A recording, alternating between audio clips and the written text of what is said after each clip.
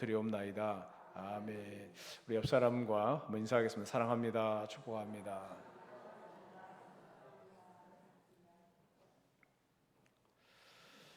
엘리야의 생애를 한마디로 말한다면은 해오리 바람처럼 왔다가 해오리 바람을 타고 가버린 사람이었다라고 말할 수 있습니다.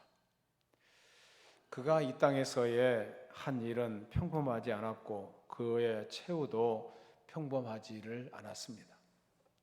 그가 가는 곳에는 어디든지 기적이 따랐고 또 그는 기적적으로 이 세상을 떠났습니다. 그는 소란스럽던 시대에 활동했는데 그의 행악자의 머리 위에 하나님의 심판을 불러왔고 마지막에는 해오리 바람이 그를 이 세상에서 데려갔습니다. 그의 기도 응답으로 하늘이 닫히기도 하고 열리기도 하고 갈멜산상에서 여호와의 불이 내리기도 했습니다. 참으로 엘리야는 극적인 생애를 살다 간 인물이었다는 것을 알게 됩니다. 그렇다고 엘리야가 인간들 사이에 잠깐 거주하였던 초자연적인 존재로 생각해서는 결코 안 됩니다. 인간의 형상을 입은 천사와 같은 피조물이 아니었다는 것입니다. 엘리야의 부모와 그의 출생 그리고 그의 유년기에 대해서 전혀 기록되어 있지 않지만은 그러나 야고보서 5장 17절에 보면은 엘리야는 우리와 성정이 같은 사람이되라고 말씀했습니다. 엘리야도 우리가 체험하는 바와 같이 타락한 기질로 인해서 괴롭힘을 받고 똑같은 시험에 빠지기 쉬웠고 또 똑같은 마귀의 방해를 받고 똑같은 시련에 부딪히는 아담의 타락한 후예였다는 것을 말씀합니다. 그런데 그가 어떻게 그렇게 능력 있고 극적인 삶을 살 수가 있었습니까? 오늘 본문 11절 말씀을 같이 읽습니다. 11절입니다. 시작. 두 사람이 길을 가며 말하더니 불수리와 불말들이 두 사람을 갈라놓고 엘리야가 해오리 바람으로 하늘로 올라가더라. 엘리야는 일상적인 방법으로 죽음을 맞이한 것이 아닙니다. 하나님은 자신이 직접 사용하시는 불수레와 불말을 보내서 엘리야를 이것을 타고 승천하셨다는 말씀이 기록되고 있습니다. 구약 성경에 보면은 이처럼 죽음의 고통을 맛보지 않고 들림받은 사람이 엘리야 외에 에녹이라는 사람이 있습니다. 창세기 5장 24절 말씀을 같이 읽습니다. 시작. 에녹이 하나님과 동행하더니 하나님이 그를 데려가심으로 세상에 있지 아니하였더라. 왜 이렇게 엘리야는 죽음의 고통을 맛보지 않고 영광스럽게 승천할 수 있었습니까? 아합 가문은 여호와의 말씀대로 끔찍한 최후를 맞아 멸족하게 되었습니다. 그들의 죽음은 자연사가 아니라 모두 행사였습니다. 아합은 전쟁터에서 중상을 입어 전사했고 그의 아들 아하시야 왕은 난간에서 추락하여 역시 중상을 입고 죽었고 이세벨은 창문에서 던져짐을 당했습니다. 그리고 아합의 남은 아들 70여 명의 왕자들은 모조리 학살되었습니다. 그런데 엘리야는 영광스럽게 승천했습니다. 하나님께서 보내신 불말들이 끄는 불수레를 타고 저 천국으로 올라가게 된 것입니다. 놀라운 하나님의 은혜와 사랑을 입은 사람이었다는 것을 알게 됩니다. 왜 하나님께서 엘리야를 이처럼 사랑해 주셨고 죽음의 고통을 맛보지 않고 하나님의 궁전으로 들어가게 된 것입니까? 하나님은 왜 자신이 사랑하시는 엘리야를 죽음을 맛보지 않고 요단강을 건너게 하신 것입니까? 우리는 그의 생애를 통해서 엘리야가 어떤 삶을 살았는지를 한번 살펴보면서 바로 그러한 이유 때문에 하나님이 바로 불말과 불수레를 보내서 천국으로 들어가게 하셨다는 것을 알 수가 있습니다. 첫 번째로 엘리야는 순종의 사람이었다는 것입니다. 엘리야 선지자는 늘 하나님의 지시를 듣는 자였습니다. 그는 또 듣기만 하는 자가 아니라 실천하는 자였습니다. 2절에도 보면은 여호와께서 나를 베델로 보내시느니라 4절에 보면은 여호와께서 나를 여리고로 보내시느니라. 6절에 보면은 여호와께서 나를 요단으로 보내시느니라. 이는 하나님의 지시에 대해서 엘리야는 베들로 내려가니 여리고에 이름에 요단가에 섰더니 라는 실천으로 이행되었다는 것을 알 수가 있습니다. 엘리야는 하나님께서 동쪽으로 가라 하면은 동쪽으로 갔고 서쪽으로 가라 하면은 서쪽으로 갔던 사람입니다. 그는 이러한 하나님의 제식 훈련을 평생 받으면서 살아온 자였습니다. 아주 이것이 중요한 것입니다. 순종의 학교에 입학하여 순종의 훈련을 받는 것이 중요한 것입니다. 그는 하나님의 명령이 없었는데도 좌절감과 두려움에 빠져 광야로 도주했던 단 한 번의 사건을 제외하고는 항상 하나님의 지시를 받고 곧바로 시행했었습니다. 그런데 중요한 것은 그가 승천하는 그 당일까지 하나님의 제식 훈련에 순복했다는 것입니다. 하나님께서 명령하실 때 그 즉시로 순종하는 모습이 너무 아름답습니다. 우리는 마저 자기 멋대로 사는 경향이 있잖아요. 군대 생활하다 보면은 말년병장이라는 말이 있습니다. 말년병장이 되면은 말도 잘 듣질 않습니다. 그리고 자기 마음대로 사는 그런 경향이 있습니다. 여러분은 하나님의 제식 훈련을 받고 있습니까? 신명기 8장 2절입니다. 신명기 8장 2절 같이 읽겠습니다. 시작. 내 하나님 여호와께서 이 40년 동안에 내게 광야 길을 걷게 하신 것을 기억하라. 이는 너를 낮추시며 너를 시험하사 내 마음이 어떠한지 그 명령을 지키는지 지키지 않은지 알려 하심이라. 하나님은 당신의 말씀에 순종하는 것을 보고 싶어 하십니다. 하나님의 말씀에 순종한다는 것은 날마다 하나님께로부터 말씀을 듣고 그 말씀의 뜻을 이해하고 그 말씀을 삶 속에 실천하는 것입니다. 날마다 하나님을 기다리며 하늘에서 내려주시는 매일의 양식을 묵상하면서 주님의 뜻과 인격과 능력과 명령을 헤아리고 사는 생활을 말하고 있습니다. 여러분 매일 성경을 읽으셔야 합니다. 그리고 하나님께서 내게 주시는 메시지가 무엇인지를 잘 알아차려야 되고 그 말씀대로 순종하는 우리 모두가 되어야 될 줄로 믿습니다. 엘리야와 같이 순종의 사람들이 되기를 바랍니다. 두 번째로 엘리야는 눈에 보이는 것에 따라 살지 않고 믿음으로 살았던 사람이었습니다. 히브리서 11장 1절 말씀을 같이 읽겠습니다. 히브리서 11장 1절입니다. 믿음은 바라는 것들의 실상이요 보이지 않는 것들의 증거니. 믿음은 실제로 보지 못한 것들의 증거라고 말씀했습니다. 마음이 실제로 행사되는 믿음이 실제로 행사되는 곳에서는 믿음은 괴롭고 어수선한 환경 너머를 바라보면서 모든 환경을 조절하시는 하나님을 바라보게 합니다. 엘리야가 그리시네가에 머물러서 거기서 까마귀가 날아다 주는 것을 먹을 수 있게 된 것은 바로 하나님에 대한 믿음 때문이었습니다. 또 엘리야가 사르밧 불쌍한 과부와 그 아들이 굶어 죽을 지경에 있을 때 그들과 함께 머무르게 했던 것도 바로 믿음 때문이었습니다. 믿음은 약속을 넘어서 그 약속을 해주신 자를 바라보게 합니다. 그리고 하나님은 그만을 신뢰하고 그에게 완전히 의지하는 자들을 결코 실망시키지 않은 분입니다. 히브리서 11장 6절입니다. 히브리서 11장 6절을 같이 읽겠습니다. 믿음이 없이는 하나님을 기쁘시게 하지 못하나니 하나님께 나아가는 자는 반드시 그가 계신 것과 또한 그가 자기를 찾는 자들에게 상 주시는 이심을 믿어야 할지니라. 하나님을 믿고 하나님이 역사하시는 것을 바라보면서 그의 길을 걸어가는 사람들, 그 믿음의 사람들에게는 하나님의 약속이 주어진다는 것을 믿어야 합니다. 그리고 세 번째로 엘리야는 주위에 있는 악으로부터 완전히 분리된 사람이었습니다. 이것은 그가 하나님에게로 온전히 구별된 사람이었다는 것을 말해주고 있습니다. 그가 살고 있던 시대는 아합 왕의 통치 시대로 악이 팽배했던 때였습니다. 당시에 많은 사람들은 그를 향해서 이기적이고 비사교적인 사람으로 여겼을 것이고 또 그가 나는 당신보다 더 거룩하다는 태도를 취하고 있는 자라고 비난받았을 것임에 틀림이 없습니다. 그는 정말로 이 땅에서 낯선 나그네요 순례자로 살았던 것을 알 수 있습니다.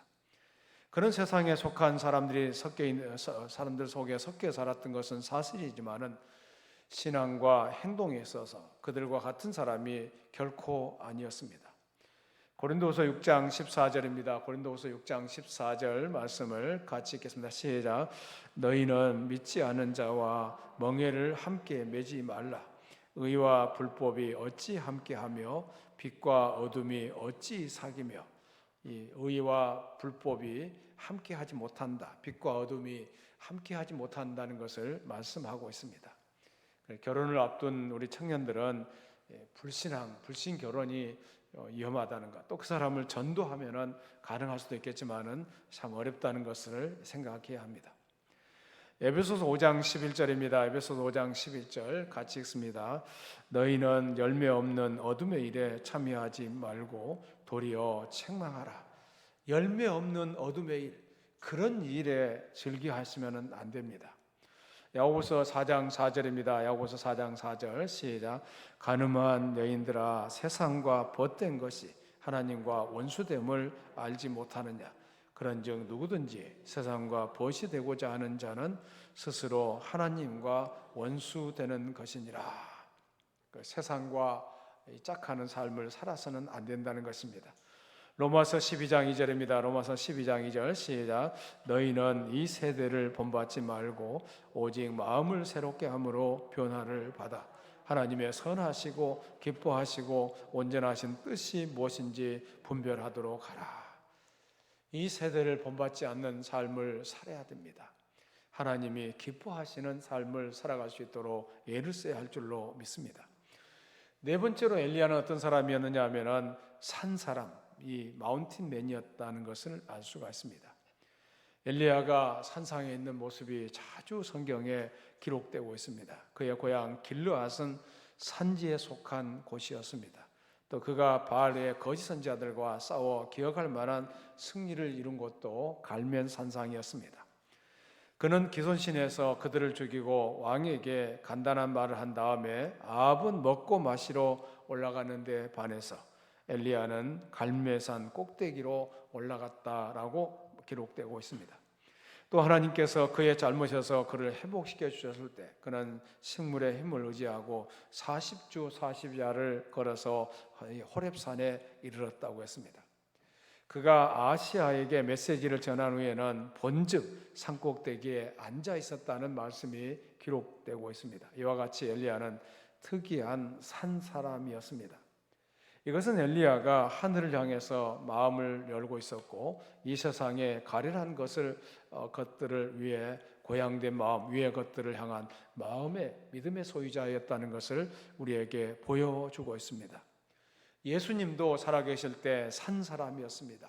그는 산에서 처음으로 설교하셨고 곳에서 온 밤을 새우며 기도하셨고 거룩한 산에서 변화되기도 했습니다. 그리고 그는 감람산에서 승천하셨습니다.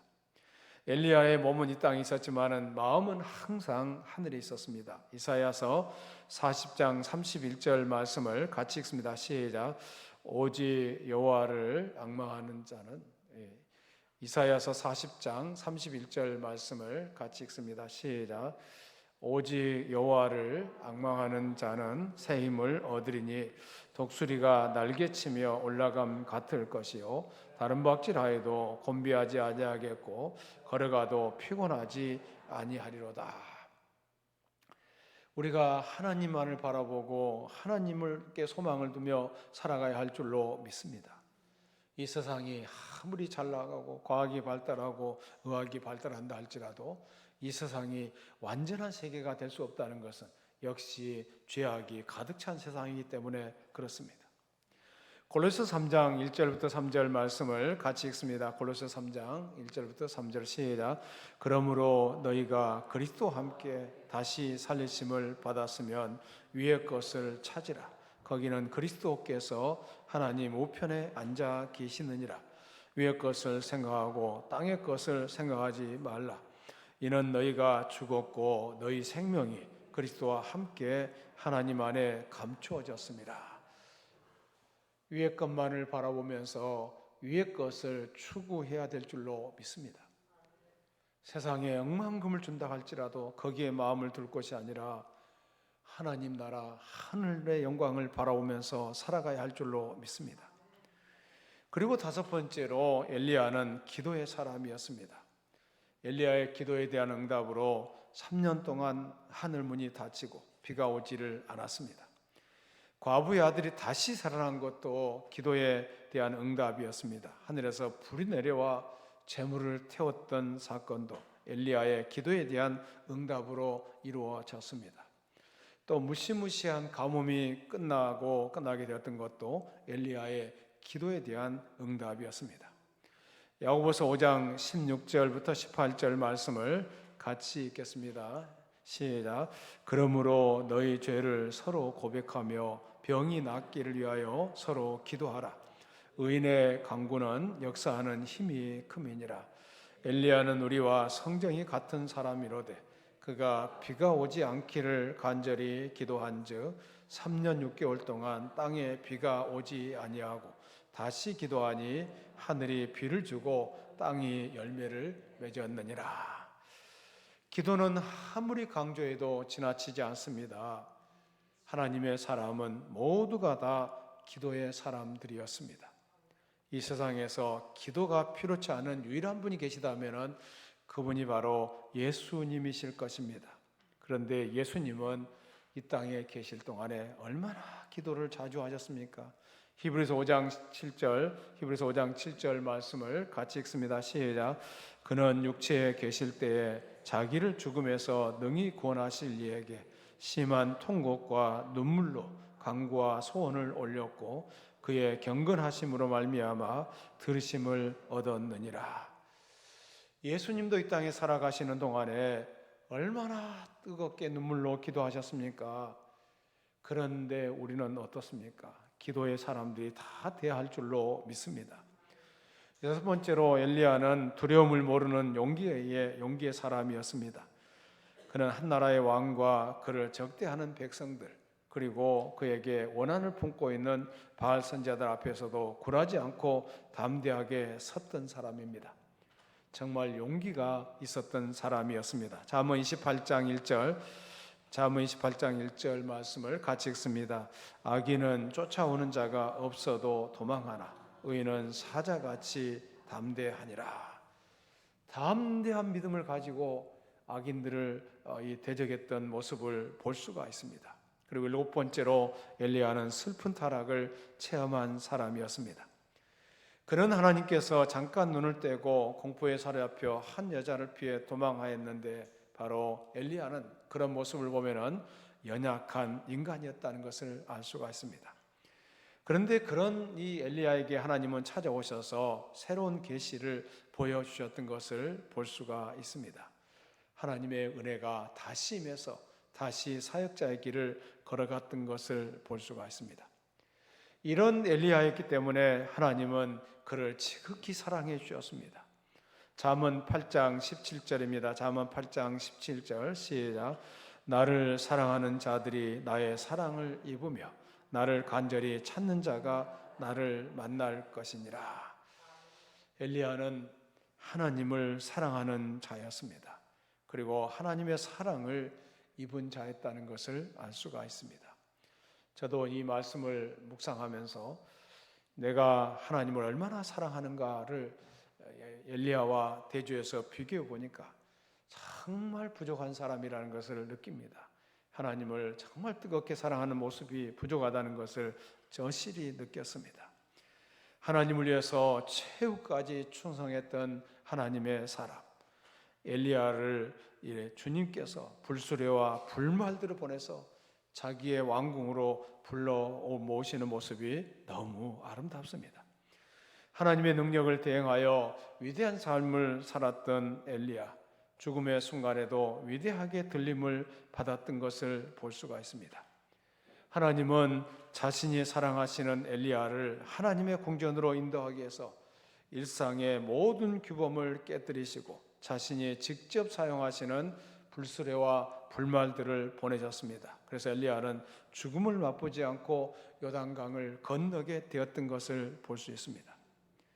여러분, 삶과 죽음의 문제를 반드시 넘어서기를 바랍니다.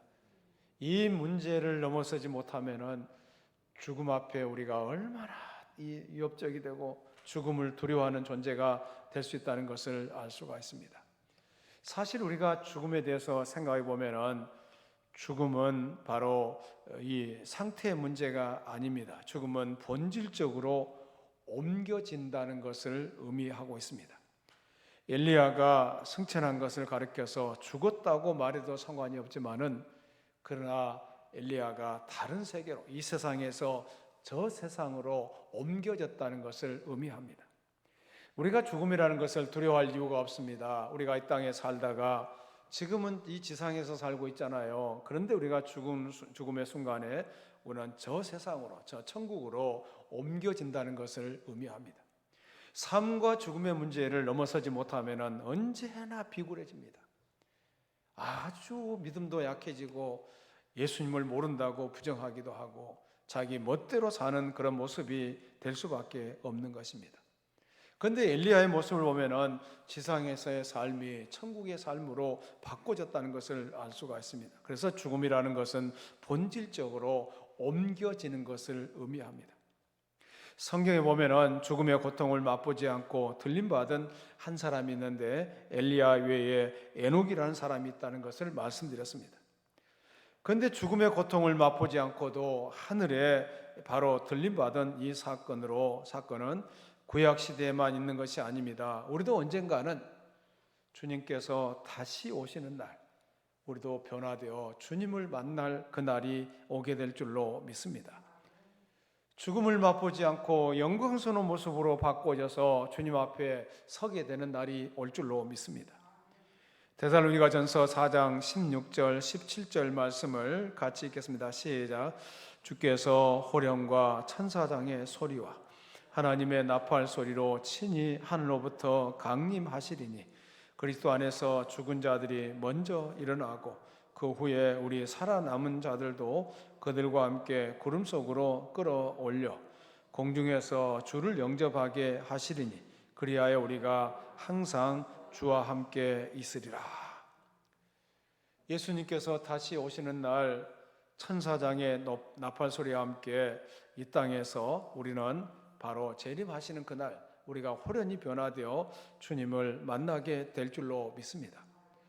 물론 그 전에 예수님이 오시기 전에 죽은 사람들은 죽음의 과정을 거쳐서 천국으로 들어가게 됩니다. 그런데 우리가 만약에 이 땅에 살아있는 동안에 주님께서 재림하시는 그 순간 우리 모두가 이 엘리야와 같이 변화돼서 호련히 변화되어 예수님을 만나는 그런 시간이 오게 될 줄로 믿습니다. 우리 세대에, 우리가 살아있는 세대에 이런 일이 난다면 얼마나 좋겠습니까? 그런데 그것은 주님께 맡겨드릴 일이고 우리는 언젠가 이 세상을 떠나서 주님 앞에 가게 될 날이 오게 될 줄로 믿습니다. 바울은 고린도전서 15장 50절 51절에서 이 사실을 우리에게 말씀하고 있습니다. 같이 읽겠습니다. 형제들아 내가 이것을 말하노니 혈과 육은 하나님 나라를 이어받을 수 없고 또한 썩는 것은 썩지 아니할 것을 유업으로 받지 못하느니라. 보라 내가 너희에게 비밀을 말하노니 우리가 다 잠잘 것이 아니요 마지막 나팔의 순식간에 호련히 다 변화되리니. 어느 순간 우리는 예수님이 오시는 그날 우리는 호련히 변화되어서 예수님을 만나는 엘리야와 같이 예수님을 만나는 그런 시간이 오게 될 줄로 믿습니다. 그 시간을 바라보면서 믿음의 길을 잘 달려가셔야 합니다. 세상 것이 아무리 좋다고 할지라도 거기에 영생복락이 있는 것이 아닙니다. 예수님 안에 있는 사람, 예수님과 함께 사는 사람, 예수님과 동행하는 사람, 그런 사람들에게 영생이 허락된다는 것을 말씀하고 있습니다. 고린도전서 15장 52절 53절 말씀을 같이 읽습니다. 시작. 나팔 소리가 나매 죽은 자들이 썩지 아니할 것으로 다시 살아나고 우리도 변화되리라. 이 썩을 것이 반드시 썩지 아니할 것을 입겠고 이 죽을 것이 죽지 아니함을 입으리로다. 하나님께서 주시는 이 놀라운 소망을 생각해 보십시오. 우리는 죽었지만은 다시 살아나게 될 것이고 살아남아 있게 된다면은 변화되어 하늘에서 예수님을 만나는 시간을 맞게 될 줄로 믿습니다. 우리의 부활과 승천의 사건을 믿으며 살아가야 할 줄로 믿습니다. 제가 자주 말씀드리지만은 저와 여러분은 언젠가는 이 세상을 떠나게 됩니다. 저도 이제 노후에 대한 기도를 많이 하게 되는데요. 여러분, 자녀들에게 짐이 돼서는 또 안 되잖아요. 또 손자 손녀들에게 좋은 것을 물려주고 세상을 떠나야 되잖아요. 그런데 우리가 세상을 떠날 때 의미 있고 가치 있는 일로 채워져야 되는데 그렇게 하지 못한다면은 우리 자녀들에게도 불명예스러운 모습이 될 줄로 믿습니다. 여러분, 이 죽음에 대한 기도를 하셔야 됩니다. 우리가 언젠가는 이 세상을 떠날 텐데 우리가 떠나기 전에 주여 저에게 이런 죽음을 허락해 주시옵소서. 내가 이 세상을 떠날 때 정말 하나님께 영광이 되는 그런 순간들이 되게 해달라고 기도해야 될 줄로 믿습니다. 그리고 하나님 앞에 은혜를 끼치는 시간들이 되어야 될 줄로 믿습니다. 제가 곽선희 목사님이 간증하는 내용을 들었는데 그의 할아버지가 세상에 계실 때 얼마나 의롭게 살았는지, 해방되기 전이었기 때문에 얼마나 어려운 사람이 많았어요. 거지들도 많고요, 가난하고 힘든데 시간이 있으면은 거지들을 불러다가 거지 잔치를 해주었고, 또 선교사들을 얼마나 이렇게 잘 돌보아줬는지 선교사들이 얼마나 또 감동을 받았겠어요. 그래서 나중에 그가 곽선희 목사님 미국에 유학할 때 그 도움을 받았던 그 교회에서 그 후배들이 자기에게 큰 도움을 줬다는 그런 얘기도 들었습니다. 그런데 이분이 이제 하시는 핵심이 뭐냐면 자기 할아버지가 어제까지만 해도 낚시질을 갔다 왔대요. 고기를 잡아왔는데 그날 저녁에 얘기를 하더래요. 온 가족들을 좀 불러 모아라. 내가 내일 천국에 간다. 이 세상을 떠난다는 그런 얘기를 하더라는 것입니다. 물론 나이가 많았겠지만은요. 그래서 그 다음날 가족들을 다 모아놓고 자녀들 향해서 유언의 말을 하고 그리고 그날 밤에 세상을 떠났다고 그래요. 여러분, 얼마나 은혜롭습니까? 하나님이 사랑하는 자기 백성들을 어떻게 사랑하시고 이끌어 가시는가를 우리는 성경을 통해서 볼 수가 있습니다. 여러분, 아무렇게나 살아서는 안 됩니다. 아무렇게나 자기 멋대로 살아서도 안 됩니다. 하나님이 기뻐하시는 삶을 살아야 되지 않겠어요? 하나님 앞에 회개하면서 하나님의 은혜를 구하는 그런 모습이 되어야 할 줄로 믿습니다. 우리 생각대로, 우리 고집대로 마음대로 살아놓고 우리 자손들을 향해서 너는 나처럼 살지 말아라. 얼마나 무책임한 말이냐고요. 나는 이렇게 살았으니까 잘못 살았다. 자녀들에게 물려줄 것이 없으니까 너는 나처럼 살지 말아라. 이게 얼마나 무책임하냐고. 자기 멋대로 살아놓고요. 안 됩니다. 우리가 주님이 기뻐하시는 삶을 살아드려야 할 줄로 믿습니다. 마태복음 17장에 보면은 예수님께서 이 변화산상에서 변화되는 모습이 기록되고 있습니다. 거기 보면은 모세가 나타나고 엘리야가 나타납니다. 그러니까 모세와 엘리야는 구약의 성도들을 대표하는 사람이라고 할 수 있습니다. 변화산상에서 예수님께서 모세와 엘리야와 대화하는 내용이 기록되고 있습니다. 그러니까 그분들은 죽은 것이 아닙니다. 천국에서 예수님과 함께 영생복락을 누리고 있었던 것을 알 수 있습니다. 그 영광스러운 자리에 모세와 엘리야가 나타나서 예수님과 대화하는 모습이 이 마태복음 17장에 기록되고 있습니다. 얼마나 아름다운 삶을 살았습니까? 영광스러운 삶을 살았습니까? 하나님께서 엘리야를 영광스럽게 승천하도록 허락해 주셨다는 것입니다. 그래서 저는 이 말씀을 준비하면서 나는 주님께서 기뻐하시는 삶을 살았는가? 이 부분에 대해서 생각을 해 보았습니다. 부족한 것밖에 보이지 않아 끊임없이 회개할 수밖에 없는데, 그런데 엘리야는 얼마나 주님 영광을 위해서 주님 뜻대로 살았던 사람입니까? 그래서 하나님께서 불말과 불수레를 보내서 그를 영광스러운 하늘의 자리로 옮기셨다는 것을 알 수가 있습니다. 여러분, 우리가 이 세상을 떠날 때 정말 영광스러운 모습으로 세상을 떠나기를 축원합니다. 하나님이 기뻐하시는 그런 삶을 살아드려야 할 줄로 믿습니다.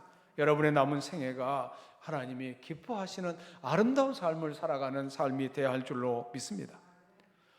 예수님이 우리를 당신의 아름다운 본향으로 인도하실 때 바로 엘리야처럼 충성스러운 하나님의 사람이 되어야 할 줄로 믿습니다. 순종의 사람이 되어야 합니다. 믿음의 사람이 되어야 합니다. 성별된 사람이 되어야 됩니다. 위의 것을 찾는 사람이 되어야 됩니다. 기도의 사람이 되어야 되고, 용기 있는 사람, 슬픈 타락을 체험했지만은 다시 은혜로 일어났던 사람, 그런 사람들이 다 되어야 할 줄로 믿습니다. 믿음으로 주님께서 부르시는 그날을 생각하면서 이 믿음의 길을 잘 달려가는 저와 여러분이 되기를 주의 이름으로 축원합니다. 살아계신 하나님, 감사합니다. 엘리야가 승천하는 내용을 생각해 보았습니다. 우리의 일생을 되돌아보면 하나님 앞에 정말 부족하고 부끄러운 것밖에 없습니다. 하나님, 우리를 용서하여 주시옵소서. 우리를 새롭게 하여 주시옵소서. 우리의 노후가 복되게 하여 주시옵소서. 모든 가족들이 다 바라보는 가운데 믿음의 길을 잘 달려가서 우리 자손들에게 덕을 끼치는 아름다운 삶이 되게 하여 주시옵소서. 하나님 아버지, 우리의 믿음의 길을 잘 달려가며 하나님께 영광 돌리는 생애가 되게 하여 주시옵소서. 여기 있는 사람들 다 한 번은 세상을 떠날 터인데 주님이 기뻐하시는 아름다운 생애 마감이 되도록 축복하여 주시옵소서. 우리의 자녀들을 축복하여 주시옵소서. 우리의 손자, 손녀들을 축복하여 주시옵소서. 하나님, 증손자, 고손자를 본 사람도 있습니다. 하나님이여, 그들에게도 하나님 은혜가 있게 하여 주시옵소서. 우리가 세상을 떠날 때 아름답게 이 세상을 떠날 수 있도록 축복하여 주시옵소서. 예수님 이름으로 기도드리옵나이다.